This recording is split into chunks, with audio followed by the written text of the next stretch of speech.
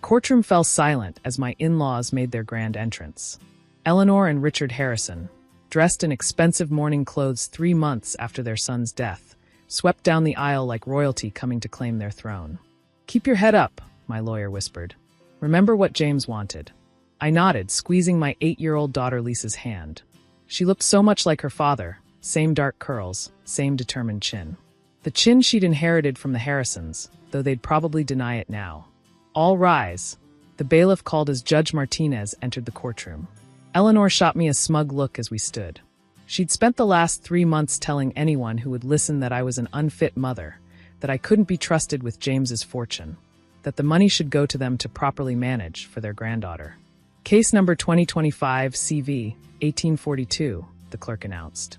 Harrison versus Montgomery, regarding the trust fund of minor child Lisa Harrison. I watched as Richard and Eleanor's lawyer approached the bench. Howard Pierce III, the kind of attorney who probably charged more for an hour than I used to make in a month as a kindergarten teacher.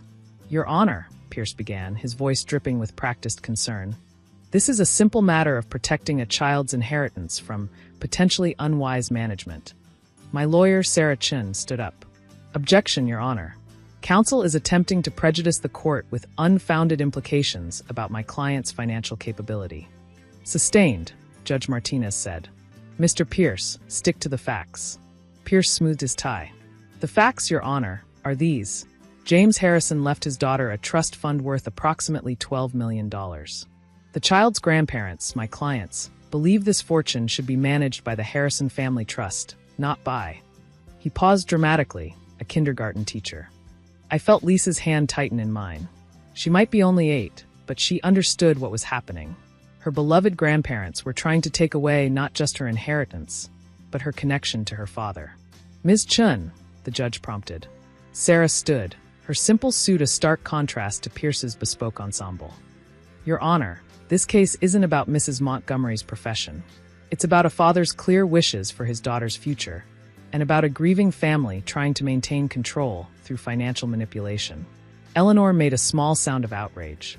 I didn't turn around, but I could picture her perfect makeup, her carefully styled gray hair, her expression of wounded dignity. "The will is quite clear," Sarah continued. "James Harrison left the trust fund to his daughter, with his wife, my client, as sole trustee until Lisa turns 25. The will was written under duress," Pierce countered. "Mr. Harrison was already ill when—" "Objection." Sarah's voice cracked like a whip. "The will was properly witnessed and notarized 6 months before Mr. Harrison's diagnosis. We have the medical records to prove it." Judge Martinez nodded. "Objection sustained. Mr. Pierce, do you have any evidence of duress beyond your client's assertions?" "Your Honor, the Harrisons simply want to protect their family legacy. Mrs. Montgomery has no experience managing this kind of wealth. She's already made questionable decisions." "Like what?" I couldn't help asking, speaking for the first time. "Like refusing to let you audit my personal bank accounts? Like saying no when you demanded I move Lisa to the private school you chose? Like daring to keep my job because I want my daughter to understand the value of work?" "Mrs. Montgomery," the judge warned, "please speak through your counsel." "Sorry, Your Honor. But I wasn't sorry. Not really. Not after 3 months of the Harrisons trying to bully me into submission, using their money and influence to try to control me and Lisa." "Perhaps," Pierce suggested smoothly, "we should discuss Mrs. Montgomery's recent purchase of a new home. Hardly the action of someone thinking about their child's financial future." I felt my face flush. The house had been James's idea, his last gift to us. He'd helped me choose it during his final weeks, insisted on using some of his personal money, not the trust fund, to buy it outright. "The house purchase is irrelevant," Sarah stated. "It was made with funds specifically designated by Mr. Harrison for that purpose, completely separate from the trust." "But it demonstrates a pattern," Pierce pressed. "A pattern of unnecessary expenditure that—" "Your Honor," Sarah interrupted, "I think it's time we address the elephant in the room. Or rather, the clause in Mr. Harrison's will that his parents seem determined to ignore." Eleanor shifted in her seat. I felt a small smile tugging at my lips. Here it came.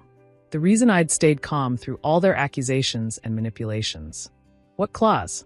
Judge Martinez asked. Sarah pulled out a document. "Section 7, paragraph 3 of James Harrison's will. The one his parents' lawyers apparently didn't read carefully enough. Pierce frowned. We've reviewed the will thoroughly. There's nothing. In the event that any member of my family contests these arrangements, Sarah read clearly, or attempts to interfere with my wife's guardianship of our daughter and management of her trust fund, a secondary provision shall be activated. The courtroom fell silent. Even Lisa sat up straighter, though she'd heard this part before. Secondary provision? The judge prompted. Yes, Your Honor. Sarah handed the document to the clerk. One that Mr. Harrison added after watching his parents try to control his own inheritance when he was younger. One that he specifically designed to prevent exactly this kind of power play. I finally turned to look at Eleanor and Richard. Their faces had gone pale, their perfect composure cracking just slightly. What kind of provision? Pierce demanded. Sarah smiled. Perhaps we should let Mr. Harrison explain himself. Your Honor, we have video testimony from James Harrison, recorded the same day he signed his will, explaining exactly what happens if his parents tried to seize control of Lisa's inheritance. As the bailiff set up the video equipment, I remembered the day James had recorded that message. He'd been so determined, so sure his parents would try something like this after he was gone. They've always used money as a weapon, he'd told me. But not this time. This time, I'm going to make sure they learn their lesson. The screen flickered to life, showing James sitting in his office, healthy and strong, his eyes blazing with purpose. Eleanor gasped. Richard grabbed her hand. And my late husband began to speak, about to reveal the surprise he'd planned specifically for this moment. James's face filled the courtroom screen, and suddenly it was like he was there with us again, strong, determined, alive. If you're watching this, he began, it means my parents have done exactly what I warned them not to do. They've tried to use money to control my family, just like they tried to control me. Eleanor made a small choking sound. Richard's face had turned to stone. Mom, Dad, James continued, looking directly into the camera, I love you, but your obsession with controlling the family fortune has hurt people. It hurt me when I was younger. It hurt Catherine when I married her. And now you're trying to hurt my daughter. Lisa squeezed my hand tighter. On screen, James leaned forward. So here's what happens now. The secondary provision in my will is simple. If you contest Catherine's control of Lisa's trust fund, or try to interfere with her guardianship in any way, the entire trust, all $12 million, will be immediately transferred to the Harrison Family Foundation. Pierce jumped to his feet. Your Honor, this is... I'm not finished. James's recording cut him off. The Harrison Family Foundation, which as my parents know, was established by my grandfather to support education for underprivileged children. The same foundation they've been trying to shut down for years because it wastes family money on scholarships. I watched Eleanor's perfect composure crumble as James continued. But here's the real twist. Along with the money, I'm transferring controlling interest in the foundation to its current executive director. James smiled. Who happens to be my wife, Catherine. The courtroom erupted in chaos. Pierce was shouting about undue influence. Eleanor had burst into tears, and Richard looked like he might have a stroke. Order! Judge Martinez banged her gavel. Mr. Pierce, sit down and let the recording finish. On screen, James was still speaking. Catherine has been running the foundation for the past 3 years, though my parents never bothered to find out. They were too busy looking down on her for being a kindergarten teacher to realize she has an MBA in nonprofit management. I felt a small smile tugging at my lips, remembering how James had encouraged me to take the role. They'll never see it coming, he'd said. So here's your choice, James continued. You can accept Catherine's management of Lisa's trust fund, respect her decisions as our daughter's mother, and maintain the current arrangement. Or you can fight it and watch the entire inheritance go to supporting scholarships for the kind of students you've spent years trying to keep out of our social circle. Eleanor was openly sobbing now.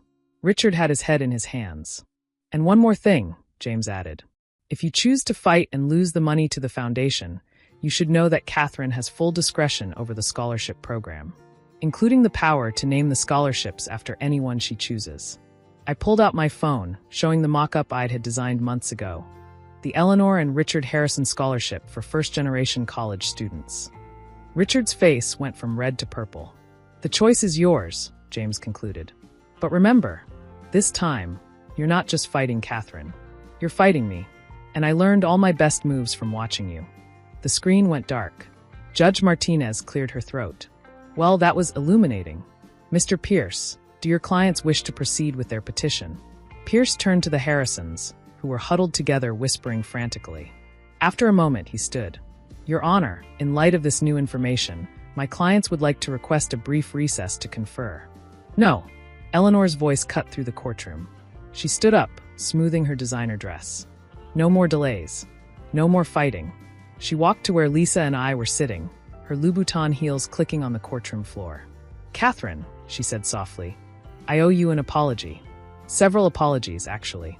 Mom, Richard protested, but she silenced him with a look. James clearly trusted you, with his daughter, with his money, even with his father's foundation. We should have trusted his judgment. She knelt down to Lisa's level. And we should have trusted the woman who raised such an amazing granddaughter. Lisa studied her grandmother's face carefully.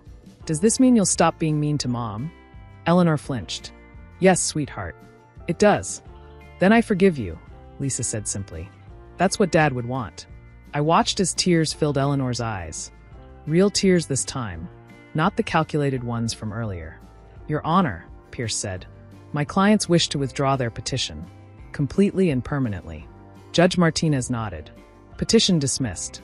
Mrs. Montgomery retains full trustee rights as specified in the original will. She smiled slightly. Though I would very much like to hear more about this foundation.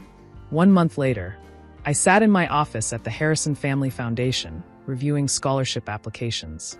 Eleanor and Richard had not only withdrawn their court challenge, but had also donated an additional $3 million to the foundation's endowment.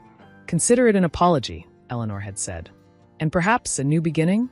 Lisa was spending weekends with her grandparents now, teaching them about her favorite video games and introducing them to her diverse group of school friends. Slowly, reluctantly, they were learning that their social circle could expand beyond country club memberships and trust fund babies. Yesterday, Eleanor even attended our scholarship awards ceremony, presenting grants to students who would be the first in their families to attend college. She'd stumbled a bit over some of the names, but her smile had been genuine when the students hugged her. James would be proud, she'd said afterward. Of all of us. I looked at his picture on my desk. Not the formal portrait the Harrisons preferred, but a candid shot of him playing with Lisa in our backyard. He knew exactly what he was doing, I murmured. Setting up the foundation, preparing the video, arranging everything so his parents would have to choose between their money and their prejudices. My phone buzzed with a text from Eleanor. Dinner tonight? Lisa wants to show us her science project. Richard promises not to mention trust funds or private schools. I smiled as I typed back. We'll be there. Lisa's bringing her friend Maria, the one whose mom just got a Harrison Foundation scholarship. After a moment, Eleanor replied, Perfect. I'll set an extra place. And Catherine, thank you for not giving up on us. I looked at the scholarship applications on my desk, then at the photo of James and Lisa. Sometimes the best revenge isn't about getting even. It's about giving others the chance to change. And sometimes the most valuable inheritance isn't money at all. It's the wisdom to know how to use it to make the world a little better, one scholarship at a time. James had known that all along. He just needed to help his parents learn it too. Thanks for watching. See you again in the next video. Stay stunned.